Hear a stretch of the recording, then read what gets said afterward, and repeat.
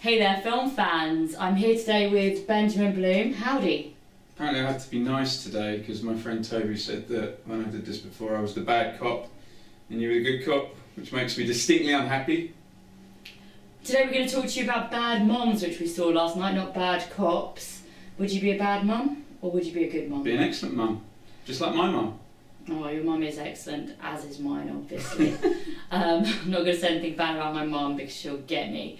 So this stars Mila Kunis, or Meg from Family Guy as she's better known, Christina Applegate, Will Smith's wife, Catherine Hahn. From Batman. Will Smith's wife. From Gotham. Sorry. Don't watch Gotham, unfortunately, but I hear it's excellent. So the plot line is that Mila Kunis' mum is, not only is she a mum of 2 little kids, she's also works a long day as a coffee company. In a hipster coffee company. Yeah, well, she's the oldest person there, despite the fact she's only 32. And she's also got a rather useless husband who, it turns out quite soon, is having an online affair. Webcam-based affair. So then she she goes to a PTA meeting.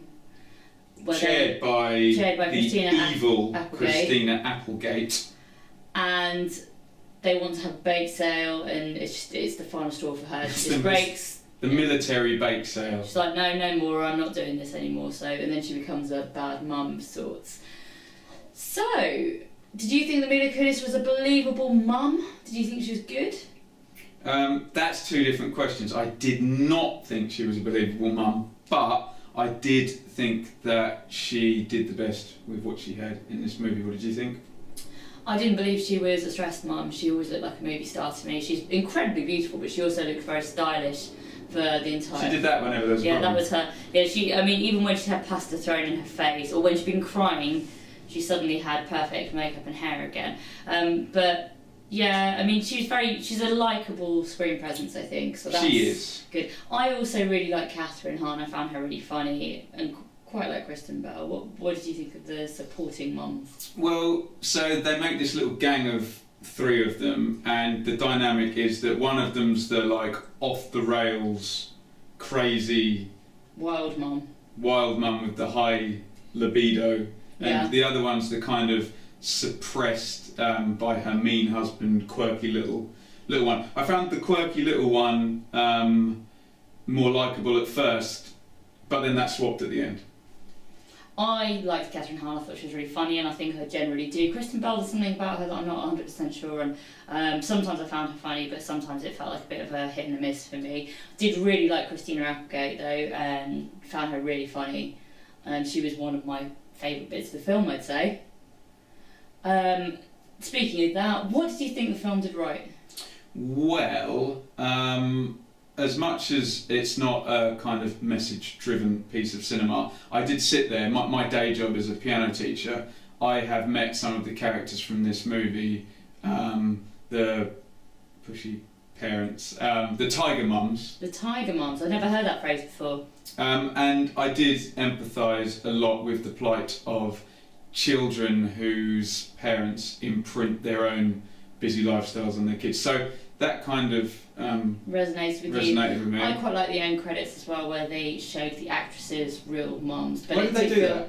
Well, I think it was a bit like the outtakes that they sometimes show in credits, but this did stayed. Feel more like... Yeah, everybody did stay for it. It did feel a bit like a DVD extra, but I did think it was an interesting way to conclude the film. What about bad things? What did you think was wrong with it? You go first. Well, you didn't like the swearing, did you? There's too much swearing. No, we went to see...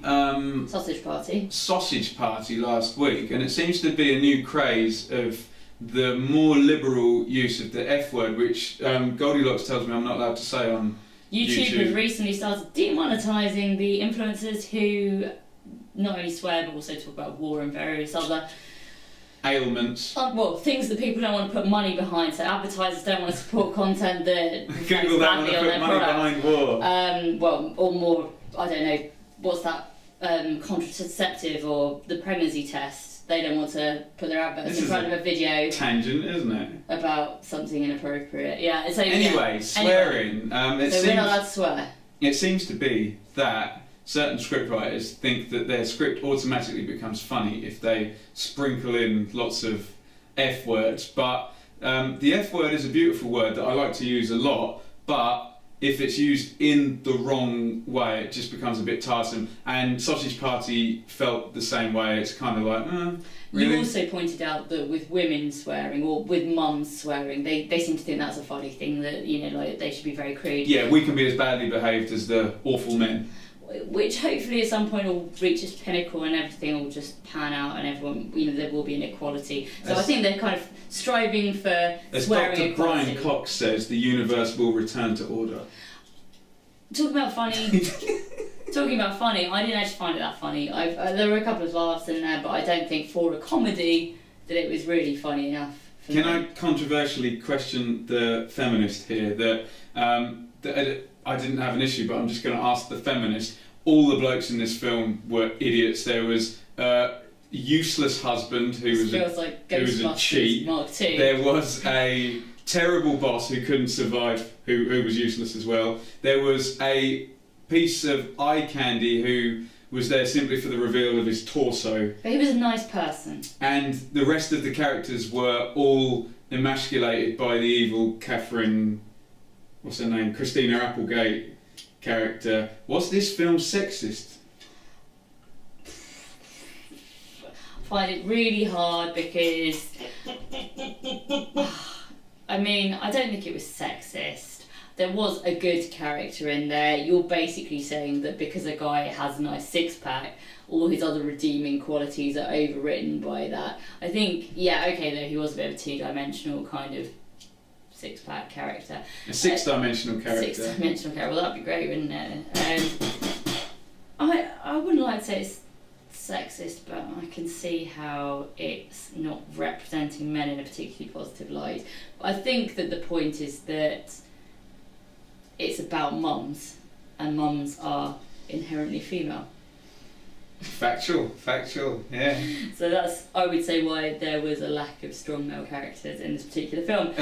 No strong male characters. So in summary though, I think this would be a film that if I found it on a plane I'd be quite happy. If I happened to find it on a Thursday night when I was chilling on the sofa, which seems to happen less and less at the moment because everything's so gosh darn busy, I'd probably quite enjoy it. But I found it very much 5 out of 10. What about you? I think you nailed it. Well, what did you guys think? Let us know in the comments. Don't forget to subscribe to the channel, and lots more movie reviews and other content coming very shortly. And don't swear on YouTube. Cough.